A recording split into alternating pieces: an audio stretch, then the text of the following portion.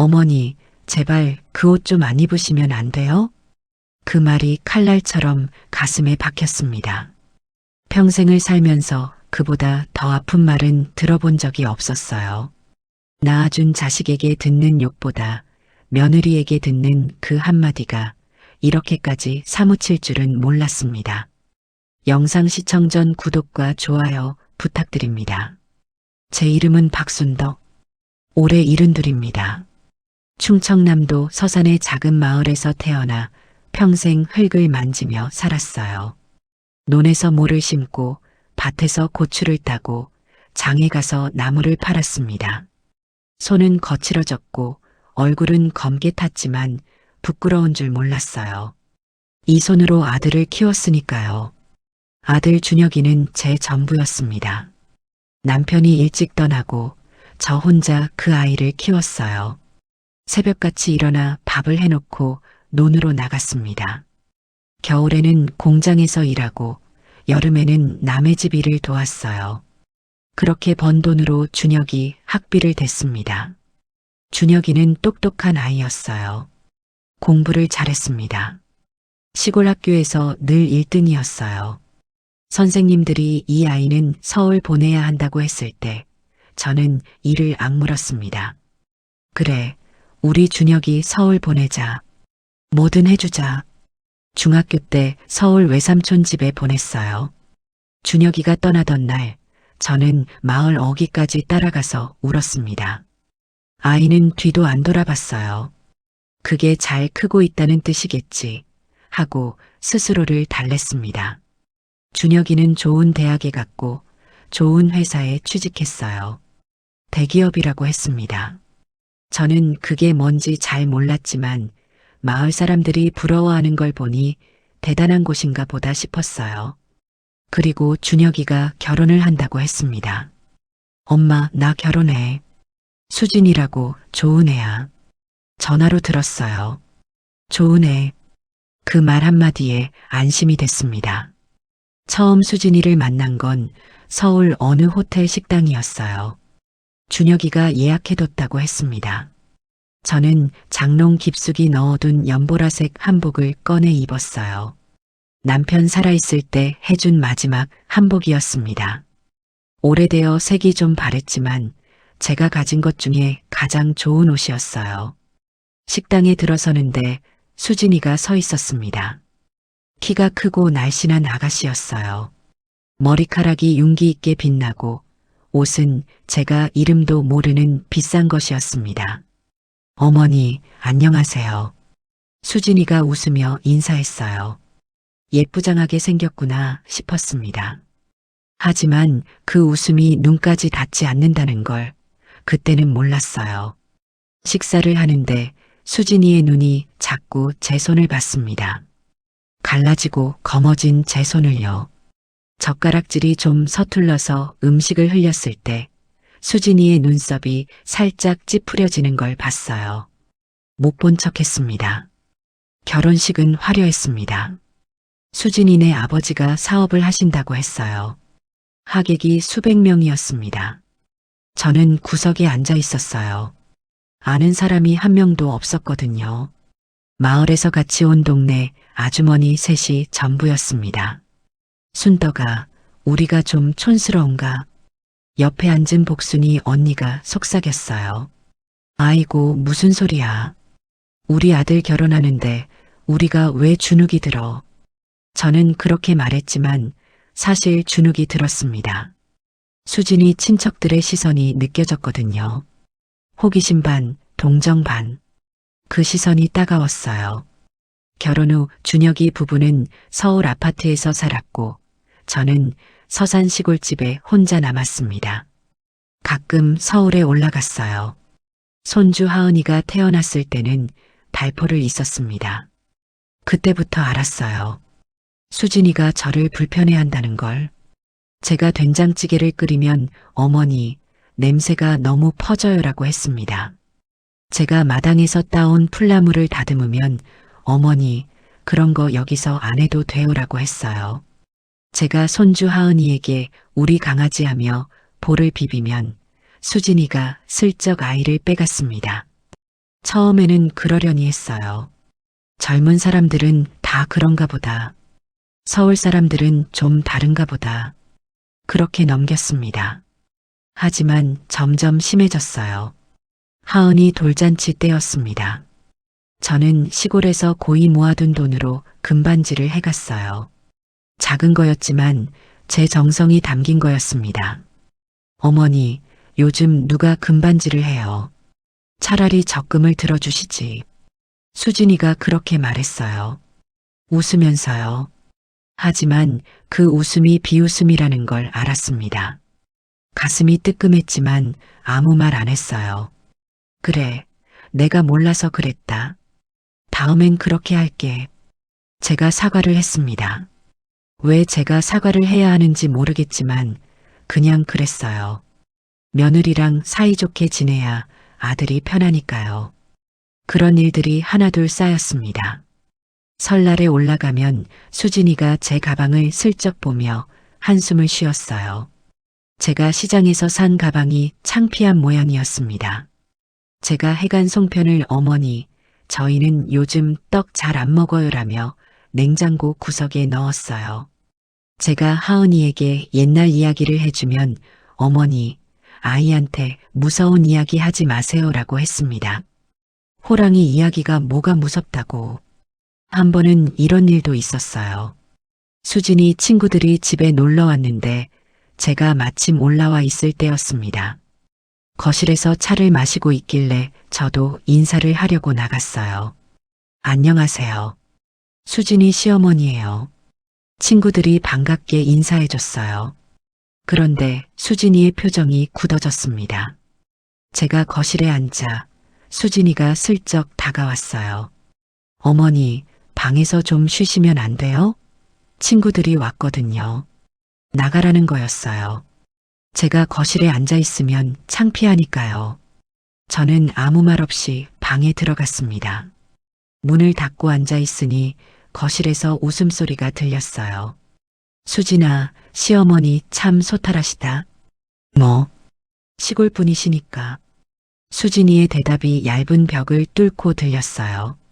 시골 분이시니까. 그 말에 담긴 뜻을 저는 알았습니다. 촌스럽다는 거잖아요. 또 한 번은 수진이 시어머니 생신이라고 준혁이가 외식을 시켜줬어요. 서울 시내 유명한 한정식 집이었습니다. 좋았어요. 아들이 맛있는 거 사준다니까. 그런데 식당에 들어가니 수진이가 또 눈치를 줬어요. 제 구두를 보면서 시골에서 신던 낡은 검정 구두였어요. 어머니, 다음에는 제가 편한 구두 하나 사드릴게요. 편한 구두가 아니라 보기 좋은 구두를 사주겠다는 뜻이었겠지요. 식사 중에 저는 물을 좀 흘렸어요. 식탁보에 물이 묻었습니다. 수진이가 냅킨으로 재빨리 닦으면서 눈살을 찌푸렸어요. 준혁이는 못 봤지만 저는 봤습니다. 집에 돌아오면 항상 그래요. 기차를 타고 서산으로 내려오면서 창밖을 봅니다. 서울 풍경이 시골 풍경으로 바뀌면 그제야 숨이 쉬어져요. 서울에서는 숨쉬기가 힘들었거든요. 공기가 나빠서가 아니라 마음이 답답해서요. 준혁이는 몰랐어요. 회사 일에 바빠서 집에 늦게 들어오니까요. 저는 아들에게 말하지 않았습니다. 괜히 부부싸움 나면 안 되니까요. 어머니란 게 원래 그런 거예요. 다 삼키는 거예요. 그런데 올해 일이 터졌습니다. 준혁이가 전화를 했어요. 엄마, 이번 주 토요일에 우리 회사 창립 30주년 기념 행사가 있어. 가족도 초대하는 거거든. 엄마도 올라와. 저는 기뻤어요. 아들 회사 행사에 초대받다니. 제가 가면 준혁이가 좋아할 거라고 생각했습니다. 그래, 가마. 엄마가 갈게. 전화를 끊고 뭘 입을까 고민했어요. 장롱을 열었습니다. 옷이 많지 않아요. 시장에서 산 꽃무늬 남방, 검은 바지, 그리고 그 연보라색 한복.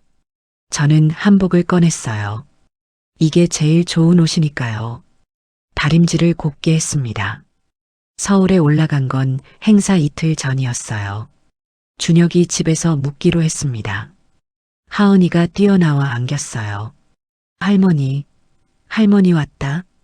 8살 된 하은이의 목소리에 피로가 싹 풀렸습니다. 이 맛에 사는 거예요. 수진이는 거실에서 전화를 하고 있었어요. 저를 보더니 고개만 까딱했습니다. 어머니 오셨어요. 그래, 수진아. 잘 지냈어? 네. 그게 끝이었어요. 예전에는 그래도 차 한 잔이라도 내줬는데 요즘은 그것도 없습니다. 저녁에 준혁이가 퇴근했어요. 아들 얼굴을 보니 반가웠습니다. 같이 저녁을 먹었어요. 제가 시골에서 가져온 김치와 고등어를 구웠습니다. 엄마 고등어는 진짜 맛있어. 준혁이가 엄지를 들어 보였어요. 수진이는 젓가락만 들었다 놨다 했습니다. 입맛에 안 맞는 모양이었어요. 그리고 행사 전날 밤이었습니다. 저는 방에서 한복을 꺼내 옷걸이에 걸어놨어요. 내일 입으려고요. 주름이 안 가게 잘 펴놨습니다. 그때 수진이가 방문을 열고 들어왔어요. 제 한복을 보더니 얼굴이 굳어졌습니다. 어머니, 내일 그거 입으실 거예요? 응, 이게 제일 좋은 옷이거든. 수진이가 한숨을 쉬었어요. 길게, 깊게, 그 한숨에 망감이 서려 있었습니다. 어머니, 그 옷 좀 안 입으시면 안 돼요? 저는 멈칫했습니다. 왜? 이 한복이 왜? 내일 행사에 회사 임원분들도 오시고 다른 가족분들도 오시는데 그 한복이 너무 촌스러워요. 색도 바랬고 모양도 옛날 거잖아요. 촌스럽다. 그 단어가 귓가에 맴돌았어요.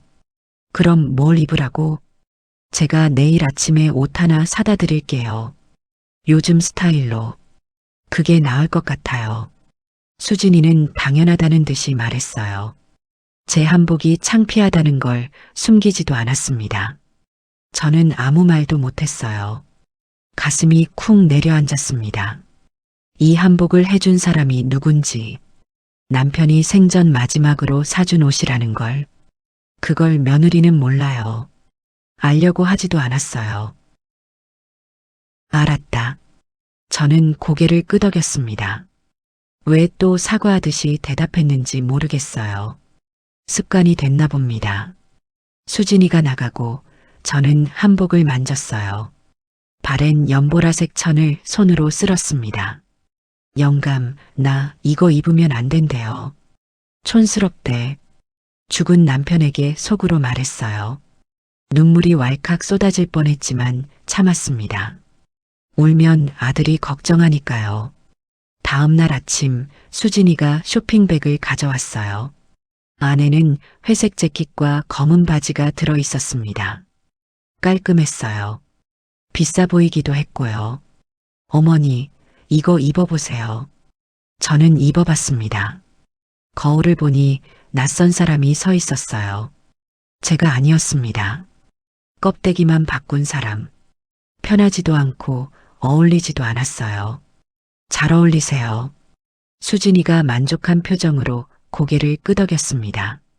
정말 잘 어울린다고 생각하는 건지 아니면 적어도 창피하지는 않겠다는 건지 아마 후자겠지요. 준혁이가 나와서 봤어요.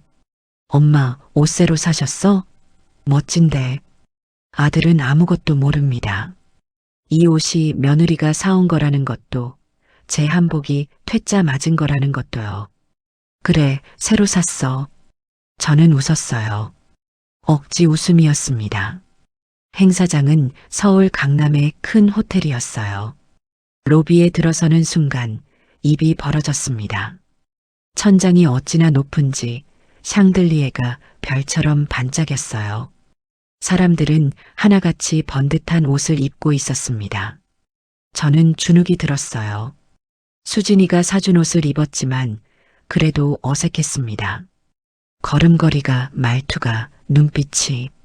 저는 아무리 옷을 바꿔 입어도 시골 할머니였어요. 수진이가 옆에서 속삭였습니다. 어머니, 좀 천천히 걸으세요. 그리고 아무한테나 말 걸지 마시고요. 알았어. 또 알았다고 했습니다. 저는 투명 인간이 됐어요. 아들 옆에 서 있지만 존재감이 없는 사람. 수진이가 원하는 건 그거였을 겁니다. 저는 조용히 구석에 서서 행사를 구경했어요. 넓은 연회장에 테이블이 수십 개 놓여 있었습니다. 무대에서는 축하 공연이 이어졌어요. 사회자가 회사 역사를 소개하고 임원들이 축사를 했습니다. 준혁이가 제 팔을 잡고 이리저리 다니며 인사를 시켰어요. 이쪽은 제 어머니시고요. 이쪽은. 사람들은 정중하게 인사했지만 시선이 제 손에 머무는 걸 느꼈어요. 갈라지고 검은 제 손. 아무리 옷을 바꿔 입혀도 숨길 수 없는 것들이 있었습니다. 수진이가 준혁이 동료 부인들과 이야기를 나누고 있었어요. 저는 조금 떨어진 곳에 서 있었습니다. 그때 수진이의 대화가 귀에 들렸어요. 시어머니 모시고 왔어요? 대단하다. 네, 뭐. 시골에 혼자 계시니까 가끔 모시고 나와야죠.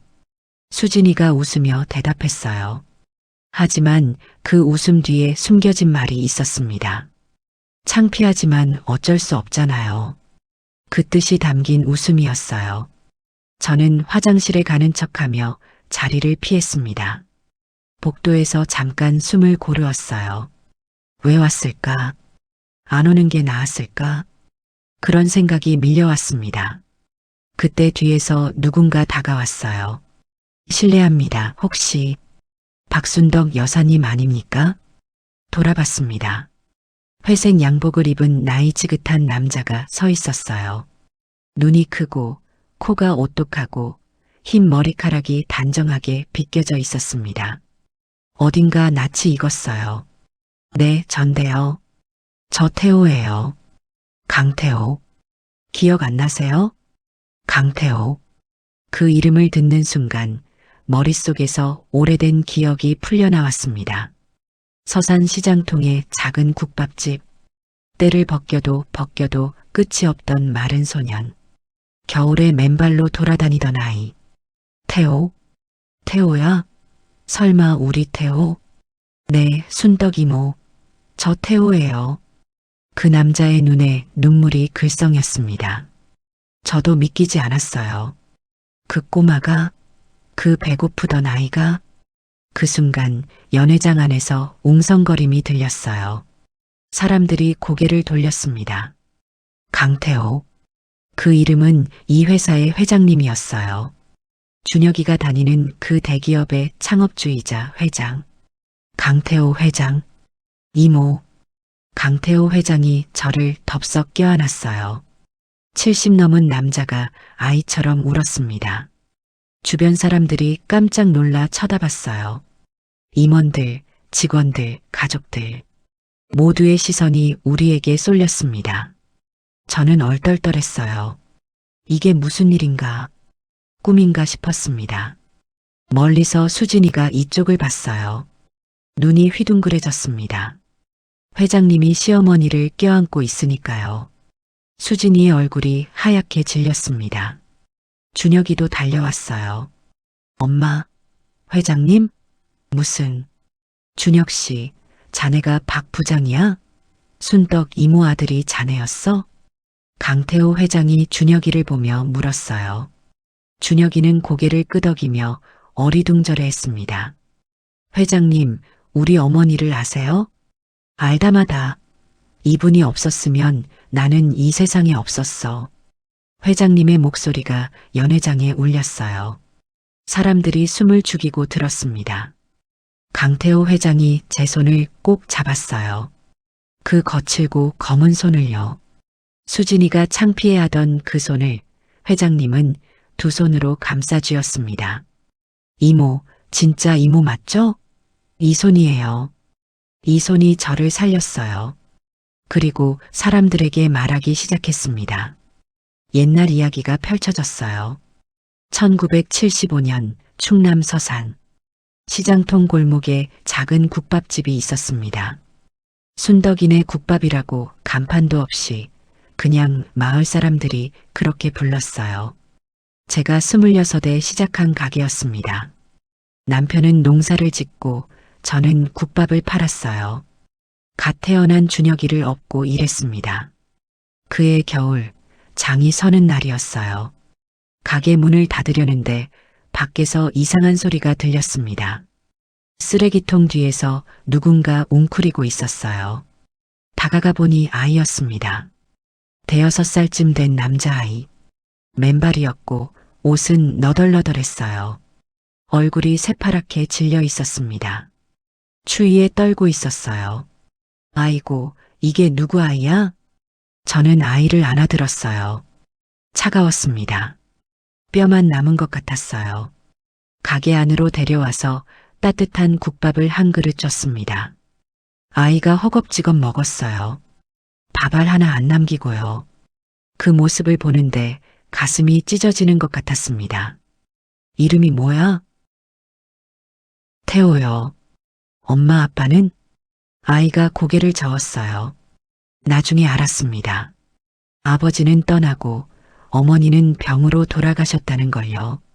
친척 집에 맡겨졌지만 구박을 받다가 도망쳤다고 했어요. 저는 그 아이를 집에 데려왔습니다. 남편이 걱정했어요. 순덕아, 우리도 먹고 살기 빠듯한데. 영감, 이 아이를 그냥 두면 얼어 죽어. 며칠만 있다가 보내자고. 며칠이 일주일이 되고 일주일이 한 달이 되었어요. 태호는 우리 집에 눌러 앉았습니다. 아니, 저는 보내지 않았어요. 보낼 수가 없었습니다. 처음 며칠은 태호가 말을 안 했어요. 구석에 웅크리고 앉아서 눈만 굴렸습니다. 밥을 주면 허겁지겁 먹으면서도 접시 가장자리에 조금씩 남겼어요. 나중에 먹으려고 숨겨놓는 거였습니다. 배고픔에 익숙한 아이의 습관이었어요. 가슴이 미어졌습니다. 태호야, 여기서는 밥 남겨놓지 않아도 돼. 배고프면 이모한테 말해. 또 줄게. 태호가 그제야 저를 올려다봤어요. 그 눈에 의심과 희망이 동시에 담겨 있었습니다. 사람을 믿기 어려웠던 거예요. 그동안 얼마나 상처를 받았으면. 일주일쯤 지나자 태호가 조금씩 말문을 열었어요. 이모라고 처음 불렀을 때 저는 부엌에서 설거지를 하다 손이 멈췄습니다. 돌아보니 태호가 쪽마루에 서서 저를 보고 있었어요. 왜 태호야? 이모, 나 여기 있어도 돼요? 당연하지. 여기가 내 집이야. 그 말에 태호가 울었어요. 소리 없이 눈물만 줄줄 흘렸습니다. 저는 젖은 손 그대로 달려가서 그 아이를 안았어요. 준혁이와 태호는 형제처럼 자랐어요. 준혁이가 2살 아래였지만 둘이 함께 뒹굴며 놀았습니다. 여름이면 개울에서 물놀이를 하고 가을이면 밤을 주우러 산에 갔어요. 겨울에는 눈사람을 만들고 봄이면 들꽃을 꺾어와서 제 머리에 꽂아주곤 했습니다. 이모, 이거 이모 머리에 꽂으면 예뻐요. 태호가 해맑게 웃으며 민들레를 제 귀 뒤에 꽂아줬어요. 그때 그 웃음이 지금도 생생합니다. 하지만 상처가 깊은 아이였어요. 밤마다 울었습니다. 엄마, 엄마 하며 잠꼬대를 했어요. 한 번은 한밤중에 비명을 지르며 깼습니다. 온몸이 땀에 젖어 있었어요. 태호야, 괜찮아. 꿈이야. 이모 여기 있어. 저는 그 아이를 안고 등을 토닥여줬습니다. 밤새도록 안고 있었어요. 태호가 제품에서 잠드는데 1시간이 넘게 걸렸습니다. 학교에서도 문제가 있었어요. 아이들이 태호를 놀렸거든요. 야, 너 고아지? 너 엄마, 아빠 없다며? 태호가 학교에서 돌아오면 눈이 퉁퉁 부어 있을 때가 많았어요. 하지만 말하지 않았습니다. 저한테 짐이 될까봐. 하루는 태호가 코피를 흘리며 돌아왔어요. 싸운 거였습니다. 저는 화가 났지만 먼저 코피를 닦아주었어요. 누가 때렸어? 아무도 안 때렸어요. 넘어진 거예요. 거짓말인 걸 알았지만 캐묻지 않았어요. 대신 다음날 학교에 찾아갔습니다. 선생님을 만나 이야기했어요. 이 아이가 우리 아이예요. 우리 식구예요. 다른 아이들이 괴롭히지 않게 해주세요. 선생님이 고개를 끄덕였어요. 그 뒤로 놀림은 줄었지만 완전히 없어지진 않았습니다. 태호는 영리한 아이였습니다. 그래서인지 공부도 열심히 했어요. 시험 때마다 좋은 성적을 받아왔습니다. 성적표를 가져오면 저는 꼭 칭찬해 줬어요. 우리 태호 똑똑하다. 커서 큰 사람 될 거야. 그 말을 할 때마다 태호의 눈이 반짝였어요. 누군가에게 인정받는다는 게 그 아이에게는 처음이었을 거예요. 시간이 흐르면서 태호는 밝아졌어요. 웃음도 늘었고 말도 많아졌습니다. 중학교에 올라갈 때 성적이 좋아서 선생님이 칭찬했어요. 하지만 현실은 냉정했습니다. 두 아이를 키우기엔 돈이 부족했어요. 국밥집 수입으로는 한계가 있었습니다. 저는 새벽에 두부를 만들어 팔기 시작했어요. 밤에는 삭바느질을 했습니다. 손가락 끝이 바늘에 찔려 피가 맺혀도 그만둘 수 없었어요. 태호가 고등학교에 올라갈 때였습니다. 아이가 저한테 왔어요. 이모, 저 학교 안 다녀도 돼요. 돈 벌어서 이모 도울게요. 저는 태호의 머리를 쥐어박았어요. 사랑이 담긴 쥐어박음이었습니다. 이 녀석아, 무슨 소리야. 공부해야지. 너는 커서 큰 사람 될 거야. 하지만 이모, 돈 걱정은 이모가 할 테니까 넌 공부만 해. 알았어? 태호가 울었어요. 고개를 숙이고 어깨를 들썩이며 울었습니다. 저도 울었어요. 하지만 들키지 않으려고 돌아서서 울었습니다. 그렇게 태호를 고등학교에 보냈어요. 성적이 좋았지만 집안 형편 때문에 대학은 어려웠습니다. 태호는 졸업 후 서울로 올라갔어요. 작은 공장에 취직했다고 했습니다. 떠나는 날 저는 봉투를 하나 줬어요. 그동안 모아둔 돈이었습니다. 태호야, 이거 가져가. 서울에서 밥 사 먹어야지. 이모, 이건 받아. 그리고 꼭 잘 돼서 돌아와. 알았지? 태호가 고개를 깊이 숙였어요. 이모, 은혜 꼭 갚을게요. 그렇게 말하고 떠났습니다. 그 뒤로 태호에게서 가끔 편지가 왔어요. 공장에서 일하면서 야간 학교를 다닌다고 했습니다. 그러다 작은 사업을 시작했다고요. 전자부품 장사를 한다고 했어요. 편지가 점점 뜸해졌습니다. 저도 바빴어요. 준혁이를 서울 보내고 국밥집을 하고 남편 병간호를 하고 세월이 쏜살같이 흘렀어요. 그리고 어느 날 텔레비전에서 그 이름을 봤습니다. 강태호 사장, 전자기업 코스닥 상장. 뉴스에 나온 얼굴은 많이 변했지만 눈매는 그대로였어요. 그 크고 맑은 눈. 영감, 저거 봐. 우리 태호가 텔레비전에 나왔어. 남편도 놀랐어요. 그 꼬마가, 우리가 밥 먹여 키운 그 아이가. 기뻤습니다. 정말 기뻤어요. 하지만 연락하지 않았어요. 바쁜 사람 귀찮게 하면 안 된다고 생각했거든요. 그리고 은혜 갚으라고 키운 것도 아니니까요. 세월이 더 흘러 태호의 회사는 대기업이 됐습니다. 회장이 됐다는 소식도 들었어요. 대단하다 싶으면서도 그냥 먼 나라 이야기 같았습니다. 연회장에서 강태호 회장이 이 이야기를 하는 동안 사람들은 숨도 쉬지 않고 들었어요. 임원들, 직원들, 가족들 모두가 눈시울을 붉혔습니다. 이분이 없었으면 저는 그 겨울에 얼어 죽었을 겁니다. 회장님의 목소리가 떨렸어요. 이분이 주신 국밥 한 그릇이 제 인생을 바꿨어요. 이분이 학교에 보내주셨기에 제가 글을 읽을 수 있었고 이분이 주신 그 봉투 덕분에 서울에서 버틸 수 있었습니다. 회장님이 제 손을 들어 보였어요. 이 손 좀 보세요. 이 거칠고 갈라진 손. 이 손이 저를 먹여 살렸어요. 이 손이 제 눈물을 닦아줬고 이 손이 제 미래를 만들어줬습니다. 연회장이 고요했습니다. 곳곳에서 훌쩍이는 소리가 들렸어요. 저는 부끄러웠습니다. 이 많은 사람들 앞에서 이런 이야기를 하다니. 하지만 동시에 가슴 한구석이 뜨거워졌어요.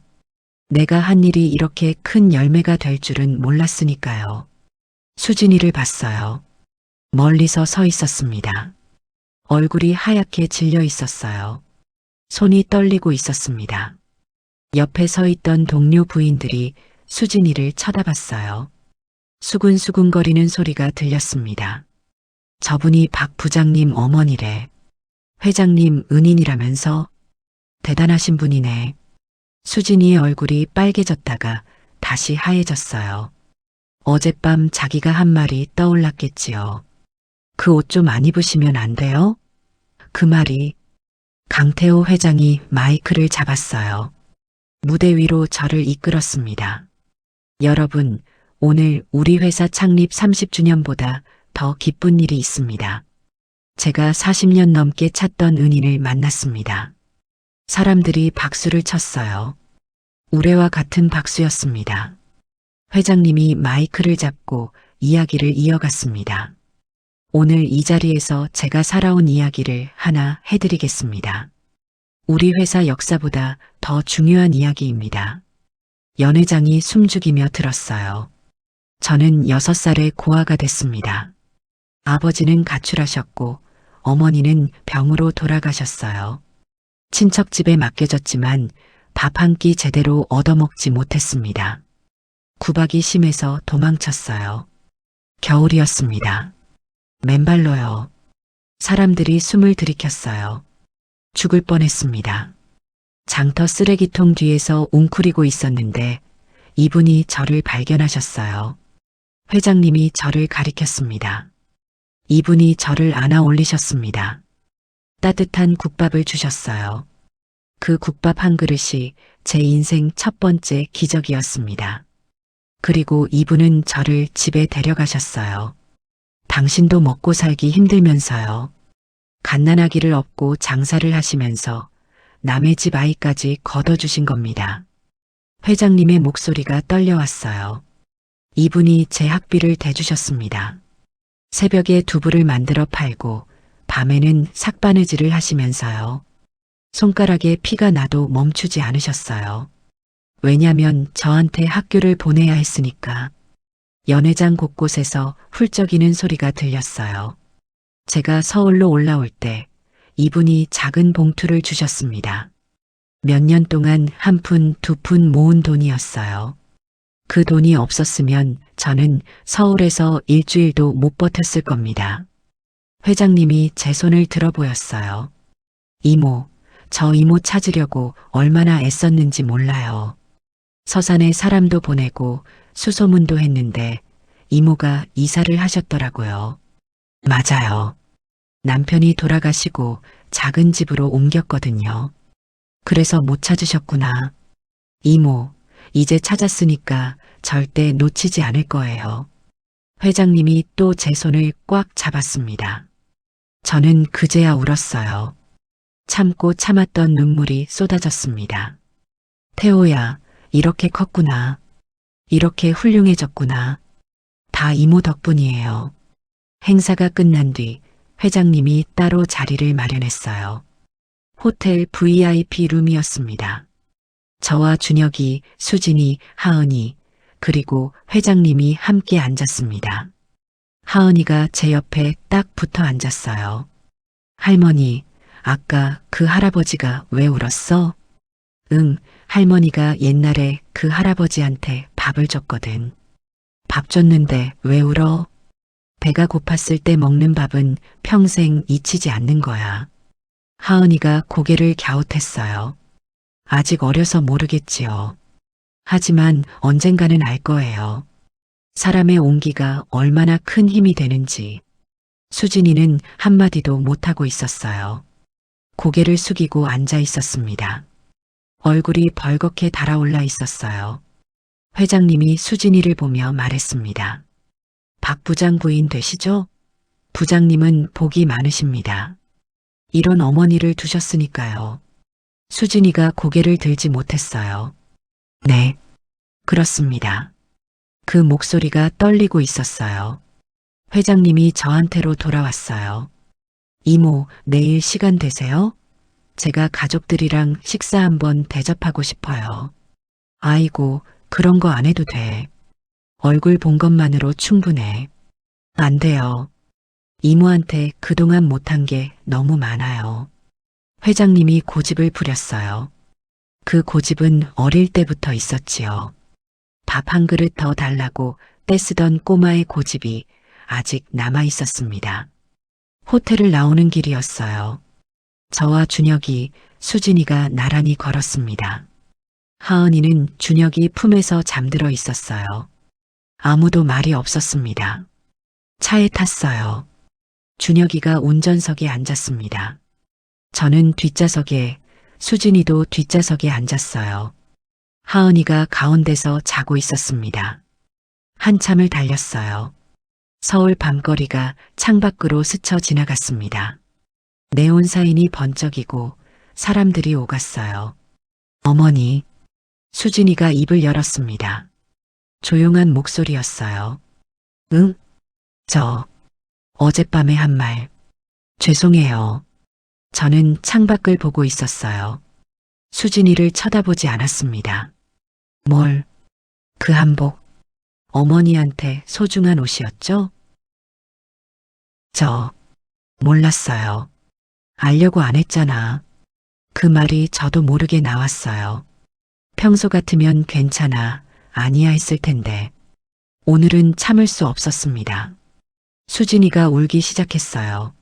소리 없이 어깨만 들썩이며 울었습니다. 어머니, 죄송해요. 정말 죄송해요. 저는 한참을 가만히 있었어요.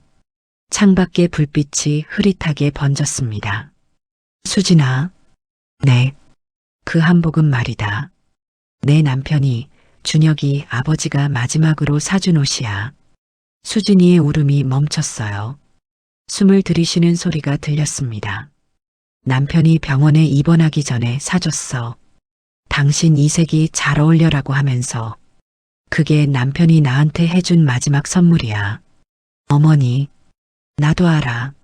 색이 바랬다는 거, 유행이 지났다는 거. 하지만 나한텐 그게 가장 좋은 옷이야. 세상에서 제일 비싼 옷이야. 차 안이 조용했어요. 준혁이가 운전하면서 눈물을 닦는 게 백미러에 보였습니다. 수진아, 나는 너한테 잘해주고 싶었어. 처음 만났을 때부터 예쁜 며느리 왔다고 얼마나 좋았는지 몰라. 저는 잠깐 숨을 골랐어요. 밀려오는 기억들이 가슴을 눌렀습니다. 수진아, 내가 결혼하고 첫 명절에 왔을 때 기억나? 내가 밤새 전 부쳤잖아. 동태전, 깻잎전, 호박전.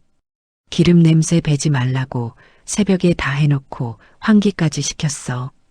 내가 좋아할까봐, 내 입맛에 맞을까봐 걱정하면서. 수진이가 고개를 떨궜어요. 그런데 내가 전 한 입 먹더니 내려놓으면서 뭐라 했는지 알아? 어머니, 저 기름진 거 잘 못 먹어요. 그 한마디에 나는 쪽팔린 게 아니라 마음이 아팠어. 내 정성이 통째로 거부당한 기분이었거든. 차 안이 더 조용해졌어요. 또 있어. 하은이 어렸을 때 내가 시골에서 올라와서 일주일 봐줬잖아. 밤마다 안아주고 자장가 불러주고 젖은 기저귀 갈아주고. 근데 내가 퇴근하고 와서 한 첫마디가 뭐였는지 기억해? 수진이가 입술을 깨물었어요. 어머니, 아이한테 이불 이거 말고 이거 덮어주세요. 그리고 분유 온도는 이렇게 해주시고요. 고맙다는 말은 없었어. 내가 뭘 잘못한 사람처럼 지적만 받았어. 어머니, 추석에 내가 가져간 고추장, 된장. 한 번도 안 열어보고 유통기한 지나면 버렸지? 내가 모를 줄 알았어? 알았어. 다 알았어. 하지만 아무 말 안 했어. 수진이의 어깨가 더 심하게 떨렸습니다. 그리고 작년에 하은이 학예회. 내가 올라가겠다고 했더니 내가 뭐라 했어? 어머니, 안 오셔도 돼요. 멀리서 오시기 힘드시잖아요. 멀어서가 아니잖아. 나 때문에 창피할까봐 그런 거잖아. 다 알아, 수진아. 어머니, 저 정말. 근데 내가 뭘 해도 내 맘에 안 드는 것 같아서 점점 주눅이 들더라고. 어머니, 된장찌개 끓이면 냄새 난다 하고, 나물 다듬으면 더럽다 하고, 하은이 않으면 뺏어가고. 나는 그게 다 내가 못나서 그런 줄 알았어. 수진이가 얼굴을 두 손으로 감쌌어요. 어깨가 심하게 떨렸습니다. 하지만 오늘 태호를 만나고 나니까 생각이 달라졌어. 내가 못난 게 아니었어.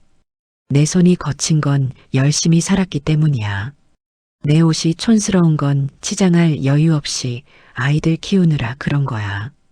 그게 부끄러운 게 아니야. 저도 울고 있었어요. 하지만 시원했습니다. 쌓아두기만 했던 말을 드디어 꺼냈으니까요. 수진아, 나는 너한테 큰 거 바라지 않아. 비싼 선물 안 해도 되고 자주 찾아오지 않아도 돼. 그냥 가끔 전화해서 어머니 밥 드셨어요? 그 한마디면 돼. 그것만으로 나는 행복해. 수진이가 고개를 들었어요. 눈이 퉁퉁 부어 있었습니다. 콧물까지 흘리고 있었어요. 태어나서 처음 보는 모습이었습니다. 수진이의 완벽한 모습이 아닌 사람 냄새 나는 모습. 어머니, 저 정말 잘못했어요. 알아. 앞으로는 안 그럴게요. 진짜로. 그래, 알겠다. 저는 수진이의 손을 잡았어요. 차갑고 가느다란 손이었습니다. 제 거칠고 큰 손으로 감싸쥐었어요. 수진아, 우리 다시 시작하자. 늦지 않았어. 수진이가 제 손을 꽉 쥐었습니다. 그 힘에 진심이 느껴졌어요. 준혁이가 운전하면서 말했어요. 엄마, 나도 미안해. 몰랐어. 엄마가 그렇게 힘들었는지. 너는 바빠서 그런 거잖아. 엄마는 이해해. 아니야. 바쁜 게 핑계가 되면 안 되는 거야. 앞으로는 더 신경 쓸게. 집에 도착했어요. 하은이를 재우고 거실에 셋이 앉았습니다. 수진이가 차를 끓여왔어요. 처음이었습니다. 수진이가 직접 차를 내온 게 어머니 드세요. 고맙다 수진아. 따뜻한 차를 마시며 셋이 한참 이야기를 나눴어요. 준혁이 어릴 적 이야기, 태호 이야기, 남편 이야기. 수진이가 처음으로 진지하게 들었습니다. 어머니가 그렇게 고생하셨는지 정말 몰랐어요. 고생이라고 생각 안 했어. 다 내 자식, 내 식구 위한 거였으니까. 수진이가 또 눈시울을 붉혔어요. 어머니 내일 같이 시장 가실래요? 시장? 네. 어머니가 좋아하시는 거 사고 싶어요. 그리고 어머니 된장찌개 먹고 싶어요. 저는 귀를 의심했어요. 된장찌개? 냄새 난다고 하던 그 된장찌개를? 정말? 네. 사실은 처음에 먹어봤을 때 맛있었어요. 그런데 제가 이상한 자존심이 있어서 인정을 안 한 거예요. 수진이가 쑥스러운 듯 웃었어요. 그 웃음이 처음으로 진짜처럼 보였습니다. 눈까지 웃는 웃음. 처음 만났을 때 못 봤던 그 웃음이었어요. 그래, 내일 끓여줄게. 된장찌개. 그날 밤 저는 오래간만에 편안하게 잠들었습니다. 마음이 가벼웠어요. 쌓였던 것들이 풀어진 느낌이었습니다. 다음 날 아침 수진이가 정말로 시장에 가자고 했어요. 하은이도 데리고 셋이서 나갔습니다. 동네 재래시장이었어요. 저는 시장이 좋아요. 사람 냄새가 나니까요. 수진이는 처음에 어색해했지만 하은이가 이것저것 구경하며 신나하니까 슬슬 풀어졌습니다. 어머니, 두부는 어떤 게 맛있어요? 이쪽 아저씨 두부가 제일 맛있어. 손두부거든. 수진이가 두부를 샀어요. 제가 고르는 대로 파, 마늘, 고추도 샀습니다. 된장은 제가 시골에서 가져온 게 있었어요. 집에서 직접 담근 된장이에요. 집에 돌아와 된장찌개를 끓이기 시작했습니다. 수진이가 옆에서 지켜봤어요. 어머니, 저도 배울 수 있을까요? 그럼. 어렵지 않아. 저는 수진이에게 된장찌개 끓이는 법을 알려줬어요. 된장 푸는 법, 멸치 다시마 육수 내는 법, 두부 넣는 타이밍. 수진이가 열심히 들었습니다. 이걸 마지막에 넣으면 두부가 보들보들해져. 아, 그래서 어머니 찌개가 맛있었구나. 맛있었다고 했어요. 과거형이지만 그래도 인정해 준 거잖아요. 마음이 뭉클했습니다. 하은이가 부엌으로 뛰어들어왔어요. 할머니, 나도 할 거. 나도. 그래, 하은아. 이리 와. 파 좀 잡아봐. 셋이서 부엌에 서 있었어요. 좁은 부엌이 왁자지껄했습니다. 된장 냄새가 집안에 퍼졌어요. 수진이가 예전 같았으면 찡그렸을 텐데 오늘은 깊이 숨을 들이마셨어요. 좋은 냄새네요. 점심을 먹었어요. 준혁이도 함께 넷이서 식탁에 둘러앉아 된장찌개를 먹었습니다. 엄마 된장찌개 최고야. 준혁이가 밥을 비우며 말했어요. 어머니, 정말 맛있어요. 이 된장 어디서 사요? 이건 시골에서 내가 직접 담근 거야. 저한테도 좀 주실 수 있어요? 그럼. 다음에 올 때 더 가져올게. 수진이가 웃었어요. 또 진짜 웃음이었습니다. 하은이가 된장찌개를 먹으며 말했어요. 엄마, 이거 맛있다. 맨날 해줘. 그래, 할머니한테 배웠으니까 해줄게. 저는 밥을 먹다가 눈물이 났어요. 국에 눈물이 뚝뚝 떨어졌습니다. 준혁이가 놀랐어요. 엄마, 왜 울어? 안 울어. 된장찌개가 매워서 그래. 된장찌개가 어딜 봐서 맵겠어요.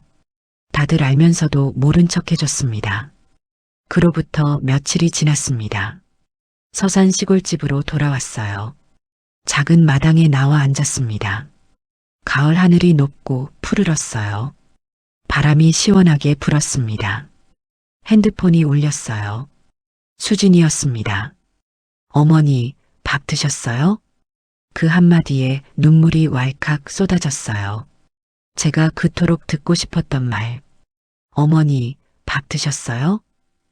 이 짧은 한마디가 세상에서 가장 아름다운 말이었습니다. 그래, 먹었어. 수진아, 너는? 저도 먹었어요. 어머니, 이번 주말에 하은이 데리고 내려가도 될까요? 정말? 오다마다. 당연하지. 전화를 끊고 하늘을 봤어요. 구름이 양떼처럼 흘러가고 있었습니다. 영감 들었어?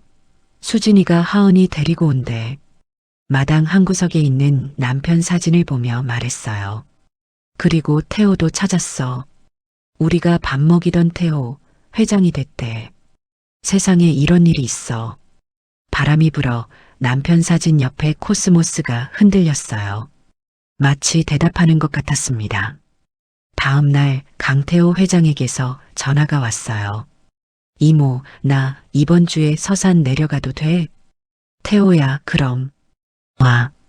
이모가 국밥 끓여 놓을게. 진짜? 이모 국밥? 아이고, 그거 먹으려고 40년 기다린 거야. 전화 너머로 회장님이 훌쩍였어요. 70 넘은 어른이 아이처럼 울었습니다. 주말이 됐어요. 수진이와 하은이가 먼저 왔습니다. 수진이가 차에서 내리며 시골 공기를 깊이 들이마셨어요. 어머니, 공기가 정말 좋네요. 그렇지? 여기 공기는 돈 안 들어. 하은이가 마당을 뛰어다니며 소리쳤어요. 할머니, 여기 꽃이 있어. 나비도 있어. 그래, 하은아. 여기는 뭐든지 있어. 수진이가 부엌으로 왔어요. 저를 도와 국밥 준비를 시작했습니다. 어머니, 뭐부터 해요? 일단 사고를 끓여야 해. 어젯밤부터 올려놨어. 수진이가 큰 솥을 보며 감탄했어요. 이렇게 큰 솥에 끓이시는구나. 식당 하던 솥이야. 아직 쓸만해. 둘이서 나란히 부엌에 섰어요. 팔을 썰고 고기를 다듬고 밥을 안 쳤습니다. 수진이가 서툴렀지만 열심히 했어요. 어머니, 칼질이 생각보다 어렵네요. 처음부터 잘하는 사람 없어. 자꾸 하면 느는 거야. 그 말이 요리에만 해당되는 게 아니라는 걸 수진이도 알았을 거예요. 며느리도 처음부터 잘할 수 없는 거잖아요. 시어머니도 마찬가지고요. 자꾸 하면 느는 거예요. 오후에 강태호 회장이 도착했어요. 검은 승용차에서 내린 회장님은 양복 대신 편한 옷을 입고 있었습니다. 이모, 대문을 열고 들어오더니 마당을 둘러봤어요. 눈에 눈물이 그렁그렁했습니다. 이모, 여기 그대로네. 그때 그 마당이야. 마당이야 그대로지. 나만 늙었어. 이모는 하나도 안 변했어. 그때 그 이모야. 회장님이 또 울었어요. 오는 내내 울었다면서. 운전기사가 걱정했대요. 저녁상을 차렸습니다. 국밥, 된장찌개, 나물, 배추김치, 고등어구이. 소박한 시골 밥상이었어요. 회장님이 국밥 한 숟가락을 뜨더니 한참을 씹었어요. 그리고 눈을 감았습니다. 이모, 이 맛이야. 이 맛이 그리웠어. 50년 동안. 많이 먹어. 더 있으니까. 회장님이 밥을 먹으며 이야기를 시작했어요. 이모, 나 서울 올라가서 처음 1년이 제일 힘들었어. 공장에서 하루 14시간씩 일하고 쪽방에서 잤거든. 배가 고파도 밥을 못 사 먹을 때가 많았어. 그때마다 이모 국밥 생각이 났어. 저는 가만히 들었어요. 한 번은 너무 배가 고파서 쓰레기통을 뒤지려고 했어. 그런데 손이 안 움직이더라고. 이모가 해준 말이 생각나서. 내가 뭐라 했는데? 태호야, 넌 커서 큰 사람 될 거야.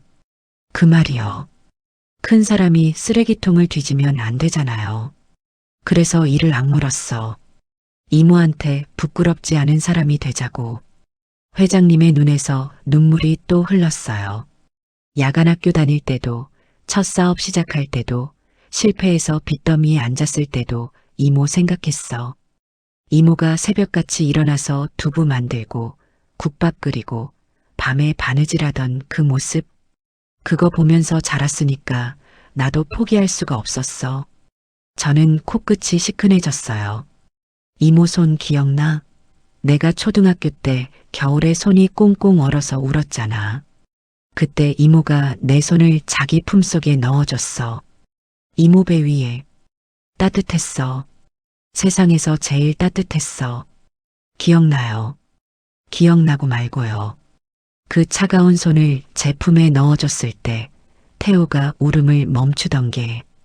그래서 나는 성공하면 제일 먼저 이모를 찾으려고 했어. 근데 못 찾았어. 서산에 사람을 보냈는데 이모가 이사하셨다고 하더라고. 주소도 안 남기시고. 미안해. 남편 떠나고 정신이 없어서 그냥 작은 데로 옮겼어. 미안하긴요.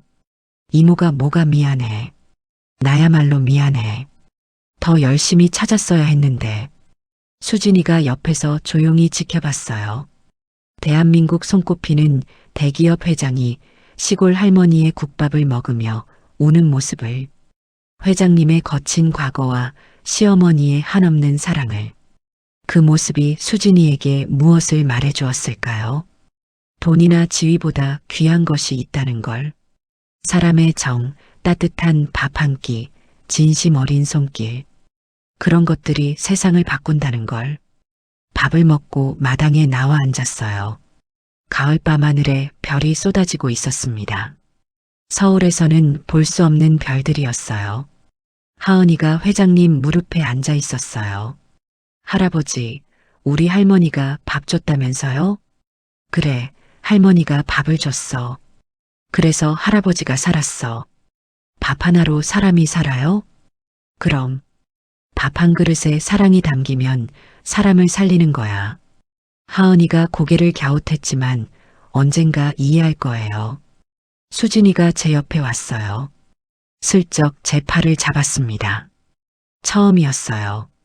수진이가 먼저 제 몸에 손을 댄 게. 어머니, 왜? 어머니가 대단한 분인 줄 진작 알았어야 했는데. 나, 대단하긴. 그냥 밥 해먹이고 애 키우고 그렇게 산 것뿐인데. 그게 대단한 거예요. 수진이의 목소리가 떨렸어요. 어머니, 저 하나만 물어봐도 돼요? 그래. 그 한복, 아직 있죠? 있지. 장롱에 있어. 다음에 하은이 생일 때 그거 입으실래요? 저는 어머니가 그 한복 입으신 모습이 제일 예쁠 것 같아요. 저는 수진이를 봤어요. 별빛 아래에서 수진이의 눈이 반짝이고 있었습니다. 진심이었어요. 그 눈에 거짓이 없었습니다. 그래, 입을게. 별이 쏟아지는 밤이었어요. 시골집 마당에 온 가족이 둘러앉아 있었습니다. 회장님도, 수진이도, 준혁이도, 하은이도, 그리고 저도. 바람이 살랑 불었어요. 코스모스가 흔들렸습니다. 남편이 있다면 뭐라고 했을까요? 아마 이렇게 말했을 거예요. 순덕아, 잘 살았어. 고생 많았어. 고생은 했지만 후회는 없어요. 이 거친 손으로 아이들을 키우고 국밥을 끓이고 된장찌개를 만들었으니까요. 그리고 그 밥 한 끼가 한 아이의 인생을 바꿨다면 이보다 더한 보람이 어디 있을까요? 하은이가 졸린 눈으로 제 무릎에 머리를 기댔어요. 할머니, 나도 크면 할머니처럼 밥 잘하는 사람 될 거야. 그래, 우리 하은이. 밥 잘하는 사람이 제일 좋은 사람이야. 눈을 감았어요. 가을바람이 뺨을 스쳤습니다. 따뜻했어요. 세상이 이렇게 따뜻할 수도 있구나. 그때 핸드폰이 울렸습니다. 모르는 번호였어요. 받았습니다. 여보세요? 박순덕 여사님 되시죠? 저는 KJS 점심마당 작가입니다. 강태호 회장님께서 저희에게 연락을 주셨는데요. 저는 눈이 동그래졌어요. 옆에 있던 수진이와 준혁이도 놀란 표정으로 쳐다봤습니다. 강태호 회장이 빙그레 웃고 있었어요. 이모 이야기를 세상 사람들한테 들려주고 싶어서. 괜찮지? 별빛 아래에서 제 인생이 새로운 장을 열려하고 있었습니다. 72, 아직 늦지 않았어요. 아직 들려줄 이야기가 많이 남아 있었으니까요.